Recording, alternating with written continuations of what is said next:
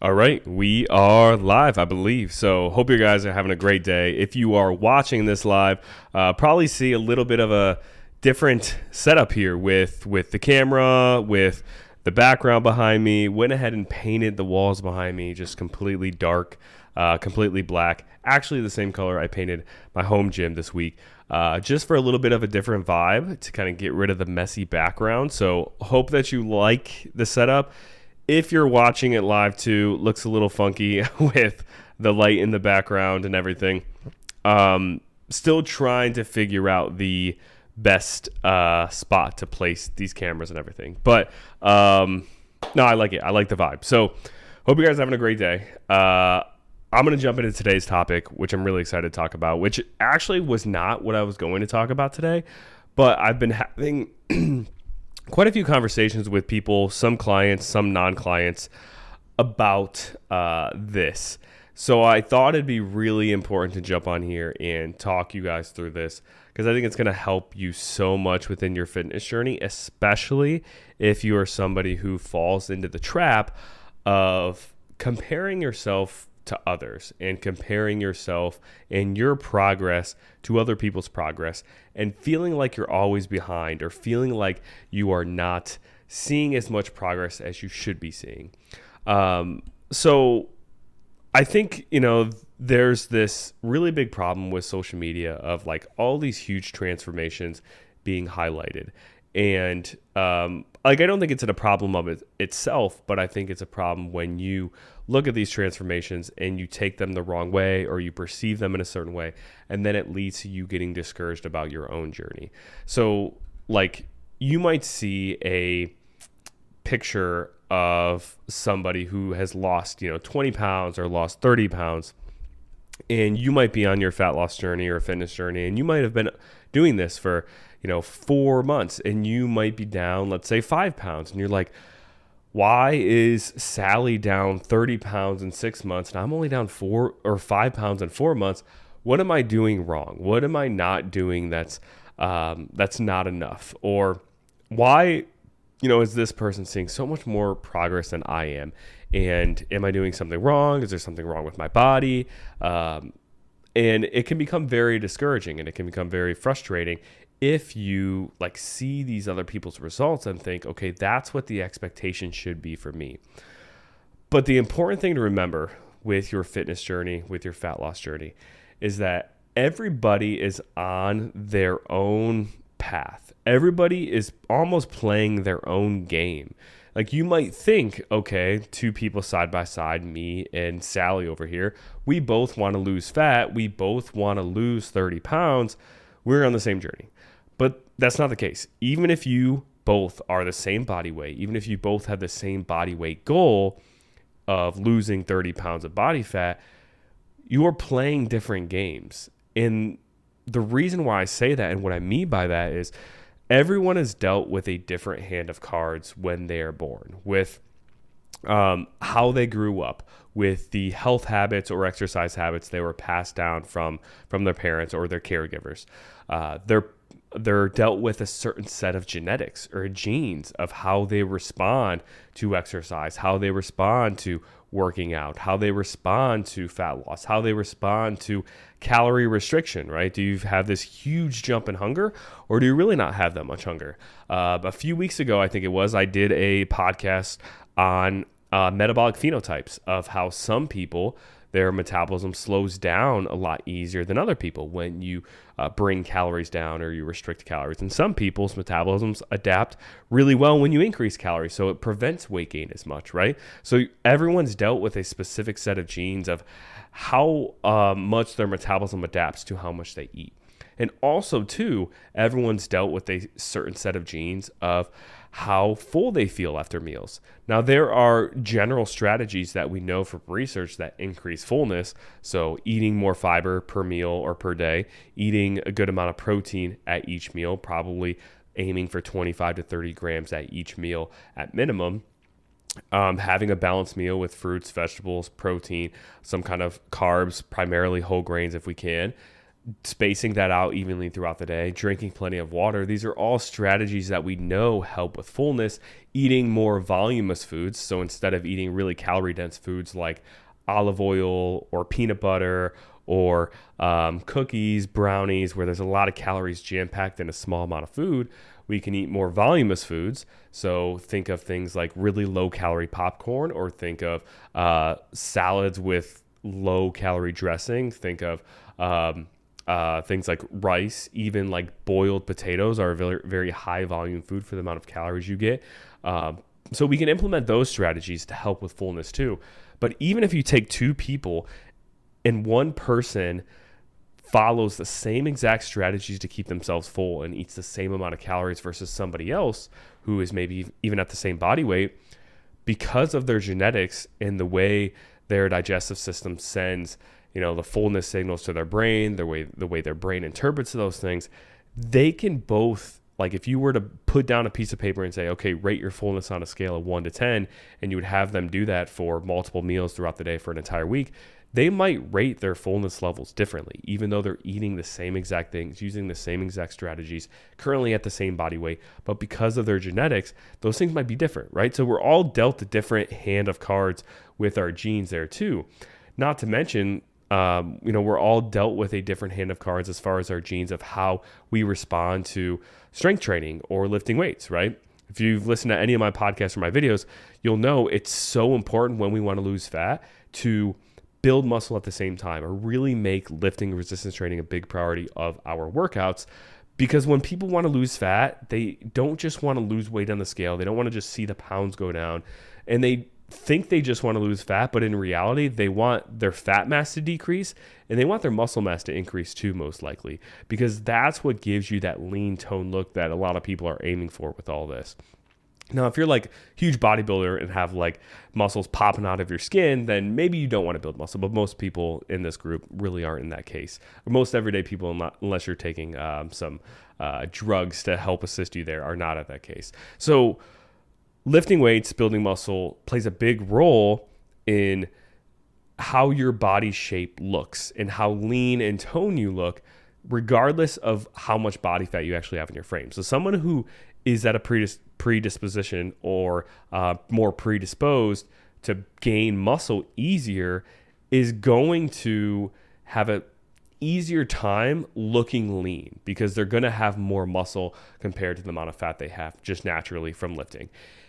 And unfortunately, there are genes in play of how well our body responds to resistance training. Now, everybody responds. Like everyone, if they consistently lift weights and eats a high protein diet, enough protein for you, will build some muscle. But some people do respond a lot more than other people. That's why, like, the people who are going to the Olympia, like these huge bodybuilders, sure, they're taking drugs to help get themselves that big, but also they probably are the most genetically elite. They probably were huge, had huge amounts of muscle mass before they even started taking drugs because of their genetics. And everyone's dealt with a different hand of cards there, even if you're somebody who has no desire to be a competitive bodybuilder. I know I don't. Like, everyone's dealt with a different hand of cards of how well their body responds to lifting weights and how long it will take someone to build a certain amount of muscle or get a certain amount of muscle tone, right? So that changes the way or the rate of results you should expect in your journey versus somebody else. Along with, I kind of mentioned this before, what habits you grew up with, what habits your parents passed down or your caregivers passed down to you, what habits even you have developed throughout your life, like even regardless of your parents. Like, you went away from home, living on your own, maybe you went to college, wherever, like you picked up certain habits regarding eating that somebody else at the same body weight with the same goal as you didn't have. And those habits that you have might make it harder for you to achieve the same result as them as far as practically what behaviors you're trying to implement. Or maybe it'll make it easier. Like you might be overweight and might have to lose 30 pounds, but you might have a pretty solid base of like good whole food, good quality eating habits, as a baseline. And you just need help with tinkering the calories and protein to go through these, phases that I take clients through to lose the weight.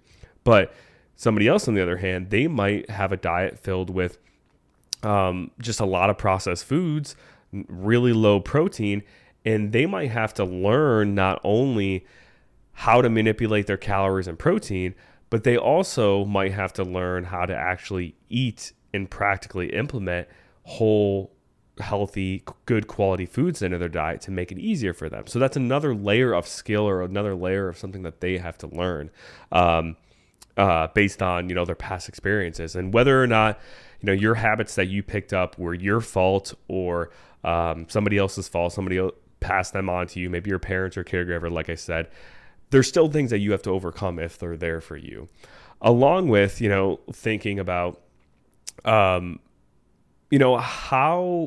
or what you want your life to look like. Let's say you're somebody who you want to achieve this certain body composition or this certain physique, and somebody else is at the same body weight as you, and they have the same exact visual goal in their head of what they envision their body to look like for them to feel the most confident. But let's say, you want to live a life where you're not in the gym 5 days a week. You're in the gym 3 days a week, whether that's out of choice or whether that's because you have a really busy job where you're working 50, 60 hours a week. Maybe you have a long commute. Maybe you have a drive 45 minutes, 60 minutes each way there and back through work. So you just don't have the time to make it to the gym 5 days a week without sacrificing sleep, which isn't good for body composition either. Maybe you have kids where you don't want to be away from home 5 days a week and would rather be away from home 3 days a week. Or maybe you and your spouse or significant other partner like to enjoy going out to dinner a couple times a week. Or maybe you like to go on vacations, once every couple of months or once every few months or some kind of trip or whatever it is. Maybe you just want a more flexible lifestyle, but you have this vision of this body or physique that you want to achieve that's going to require a certain amount of work. Now you take this other person who is the same body weight as you, has the same body fat level as you, but they're okay with their lifestyle looking a lot different. Maybe they don't have any kids at all. Maybe they're single, don't even have a family. They're living on their own. Maybe they work 35 to 40 hours a week. Their job is maybe 5 minutes down the road from them, so they don't have a long commute. And maybe they want their lifestyle to look like going to the gym 5 days a week. Maybe they want their lifestyle to look like, hey, I don't really like going out to eat. I'm okay with eating every single meal at home, cooking it myself, weighing and measuring the ingredients myself. So there's less variation in how many calories I think I'm eating versus what I'm actually am eating. So they're able to be a little bit more precise with their tracking that way. Maybe they also, aren't that busy where they're able to get 8 hours of sleep, good quality sleep every single night versus you, because of your schedule and how busy you are and you want to stay up with the kids, then you want some downtime with your partner for an hour or so afterwards. Maybe you are getting 6.5 hours or 7 hours of sleep per night. There's different variables in play. And just because you see a transformation picture or a side-by-side picture of somebody else online who started at the same weight as you and they lost 30 pounds in, 6 months, and, you want to lose 30 pounds and you're maybe 8 months into it and you're down 15 pounds instead, you have to know all of the intricate details of that person's life, what they've, put into this journey, what they're capable of putting into this journey, and what they're willing to put into this journey. Because you don't know all the sacrifices they maybe have had to make, right? Maybe they were in the same situation as you. They had kids, they had a job and everything, but they're willing to sacrifice more time away from their kids to go to the gym more often or to meal prep more often or whatever it is. And there's no right or wrong way to go about it. It's not saying that person's a better person because they're sacrificing more, or you're a worse person because you're not sacrificing as much. You just have to align your expectations with what you're doing to achieve that result versus what they're doing. And sometimes, like I said, it's out of choice. You just don't want to live your life that way. You don't want to live it as strict. You want to live it more freely. And you don't want to be in the gym 5 days. You'd rather be in the gym 3 days. And that's the life you want to live. And the life they want to live is a little bit more extreme. I wouldn't even call it extreme, but a little bit more fitness centered. And that's the life that they want to live. and they're okay with that, like that's totally okay. There's no right or wrong answer. And just because it takes you maybe 8 or 9 months to lose 15 pounds versus somebody else taking them 5 months or 6 months to lose 15 pounds, or maybe even shorter, like there's no right or wrong way to go about it. It's your journey, and you all are playing a different game. It's like you all are different, like video game characters in totally different games, and you're all faced with different obstacles, with different trade-offs you have to make, with different paths or decisions that you have to make throughout your lives that ultimately impact how quickly or fast you achieve results, but they're all unique to you. And as long as you are moving forward and you are making even a small amount of progress every single day or every single week or every single month, then you are ultimately leveling up the person you are physically, mentally, emotionally, psychologically. And that is progress. And you should take pride in that regardless of, if you think, it's as impressive, quote unquote, as somebody else's transformation. And also too, you don't know how miserable that person on the other side of the screen feels, right? They might post a picture of their transformation and they might talk about how good they feel, how confident they feel.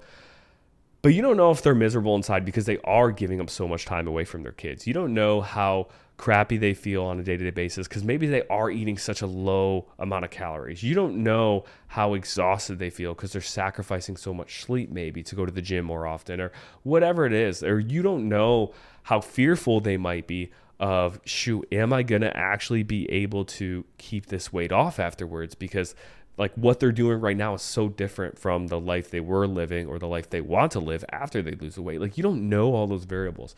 So we can't compare those, like that part of or somebody else's journey to ours because of those reasons too. And one last thing that I want to touch on too, conversation I was having with a client today. And like one thing you have to realize too is sometimes progress is really hidden because we don't take into account what would have happened if you didn't start your journey, where you would be if you didn't start exercising at all, or you didn't start paying attention to your nutrition at all. And what I mean by that is we tend to think of, okay, here's my starting point.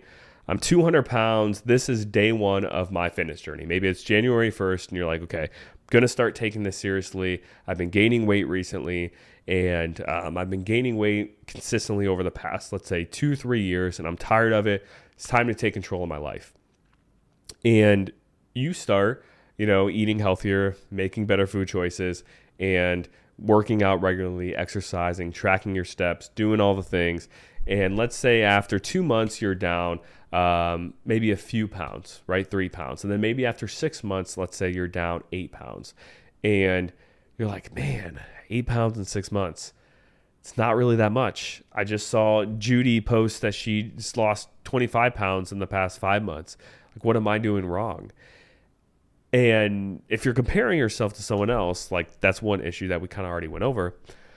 But one other thing, even if you're not comparing yourself to someone else and you're thinking 8 pounds in 6 months, like that just doesn't seem like that much.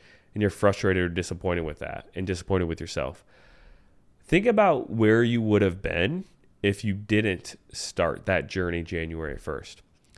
Because in this scenario, this person, maybe even you, had just talked about the past 2 to 3 years you were consistently gaining weight. And maybe every single year you were gaining 10 pounds. And so within every with every 6 months you were gaining 5 pounds. And now 6 months later, after you started your fitness journey on January 1st, you're actually down 5 pounds. So while it might feel like, okay, this is just 5 pounds worth of progress because I started, here on January 1st, 6 months later, I'm down 5 pounds. Technically, you actually really made 10 pounds worth of progress because there was a consistent trend the past 2 to 3 years for you of gaining 5 pounds every 6 months. So now you not only stop that trend of gaining 5 pounds every 6 months, you also lost an additional 5 pounds compared to that. So it's a net difference of 10 pounds of where you probably would have been at if you didn't make this change or take this leap.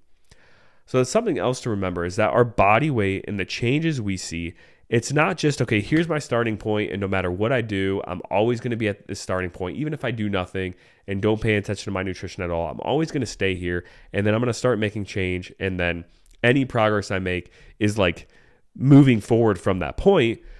Our body weight is going to change back and forth depending on our behaviors, and we very well could move backwards if we don't do anything, which a lot of people, especially Americans, every single year do. Gain, 5 to 10 pounds on a yearly basis, maybe. So, like, the fact that you stopped that negative side effect of gaining weight every year from happening in and of itself is huge progress. But then the fact that you made even more progress from there and actually lost a little bit of weight after that is tremendous. Same thing goes for like just even our physical health too. I know I'm talking a lot about weight loss and fat loss and things, but even just our physical health and how it's so common for, as we age, for our physical condition to just decline anyway. Like for us to lose muscle mass, for us to get weaker over time, for us as Americans to not be able to do as much physically, right? Like maybe, in your 20s, you were able to jog a mile, and now maybe you're in your 30s or 40s and you can't even jog a mile. Like you have to walk. Or, maybe in your 30s, you could sit down on the toilet perfectly fine, and now you're in your 50s and you have trouble doing that, and you have to hold on to something, on the side, the countertop, and even then, it's a struggle. Your knees are cracking when you do it. Like your physical condition declines as the years go on if you don't stay active and take care of yourself with exercise and with good nutrition. And simply the fact of stopping that decline is progress compared to where you would have been if you never started this journey. So you might look at this and be like, okay, I started my fitness journey and I'm 40 years old and I've been working out consistently, eating healthy, paying attention to my nutrition. And maybe let's say 5 years later, I feel like I'm in the same spot. Like my strength level is relatively the same. And, my body weight's the same. My body fat percentage is the same, and all that. My blood work is the same. You might think, okay, 5 years went by and I've been putting all this work into this, and like I haven't seen any progress from where I was before. But if you wouldn't have done these things, if you wouldn't have exercised regularly, if you wouldn't paid attention to your nutrition, your blood work probably would have gotten worse. Your strength would have gotten worse. Your muscle mass would have gotten worse. Your body composition would have gotten worse. Your overall health would have gotten worse if you wouldn't have done these things. So just simply the act of doing them for even just maintenance is progress from where you would be if you didn't do this. So I find a lot of times people struggle with this mentality of like, okay, I'm working out regularly and like I'm eating healthy and I don't see these huge, tremendous changes necessarily. But the thing with fitness and nutrition and exercise is like part of it is just maintaining your baseline level of health and not letting that get worse. And then there's another level of it, of obviously doing it for long enough and tinkering the right things, the calories, the protein, going through those phases that I talk about all the time. There's tinkering of those things if we want to like make distinct changes in our body composition or fat loss. But part of this is just the lifestyle part of just being active, walking around just to maintain our health so we add years to our life and can stay around longer and have good quality years with those extra or with that extra time that we have in our life too. And I think a lot of people miss the mark on that and don't realize that every month or every year that you do consistently, eat good quality foods, exercise regularly, even if you're not seeing the scale go down, like you're adding so many good quality years to your life. And not only that, you're adding so many good experiences to your life too. Like a common theme that I see with my clients and their check-ins are, like in the past, literally just this week, one of my clients, she mentioned how in the past, whenever she would do yard work, she really struggled to do it on her own and a lot of times needed help or needed to take a lot of breaks. And this past week, she did a ton of yard work and was able to do all on her own and didn't need any help. And that was all due to the workouts she's been doing with me, the nutrition changes we made to get her in better shape. She has lost, I think, around like 13 or so pounds. But even regardless of the weight loss, those things would have likely improved anyway, just from the habits she's been changing. So like those things, also other things, being able to go outside and play with your kids or your grandkids, even, as you get older, out in the yard and be more active in their lives. Like those are experiences that you are gaining that you might not even realize yet, but you're gaining them by, staying on this journey and not giving up and just, continuing with the process on a daily basis, regardless of what changes you may or may not be seeing on the scale in the moment. So hopefully this was helpful to just open your eyes to all the progress you may be making that you might not really be thinking about. And also to just open your eyes on the importance of not comparing your journey to somebody else, because you're dealt a completely different hand in all those variables that I mentioned versus somebody else. And it's just unfair to compare what they have achieved to you. And it's unfair to say one is better or worse than the other because you don't know all the context revolving all of that. So hopefully this was helpful. Hopefully this was eye-opening. Like I've mentioned multiple times, be on the lookout for the big announcement of what's dropping. Getting closer to the big launch date for all of this. So what's likely going to happen is Monday, June 10th, I believe, is going to be where all the details are going to be laid out for you and where signups are going to open up for this really exciting opportunity. I'm so excited to announce it and get this thing going. That'll open up June 10th, and then the official launch or start date will be June 17th, where everything will like completely open up to get started. So really excited. Hopefully this is helpful. Let me know in the comments if it was, and I will see you guys in the next one.